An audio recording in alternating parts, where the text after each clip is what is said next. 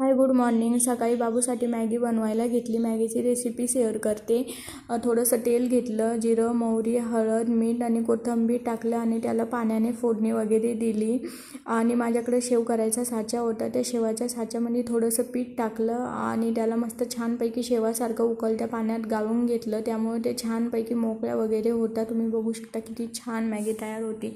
आणि बेबींसाठी हेल्दी होती. बाहेरची आपण त्यांना देऊ शकत नाही ना, म्हणून अशीच घरी बनवा. तुम्ही सुद्धा ट्राय करा. नंतर दुपारी आम्ही आवरला आणि गेलो. सप्ताह होता एका ठिकाणी, सप्त्यासाठी गेलो होतो. 1.5 दिवसाचा सप्ताह होता ना, आज त्याचं विसर्जन होतं. मग छानपैकी विठ्ठल रुक्माईचं दर्शन वगैरे घेतलं आणि मंदिरात गेलो तर खूप छान प्रसन्न असं वाटतं. नंतर दहीहंडी होती, त्या दहीहंडीचा एन्जॉय वगैरे केला. खूप छान होतं तिथे. आणि नंतर नाश्ता वगैरे केला आणि घरी आलो. माझं एक ब्लाऊज शिवायचं होतं म्हणून ते ब्लाऊज मी शिवायला घेतलं. छानपैकी ब्लाऊज वगैरे शिवून घेतलं. चला भेटूया नेक्स्ट ब्लॉगमध्ये. Bye bye.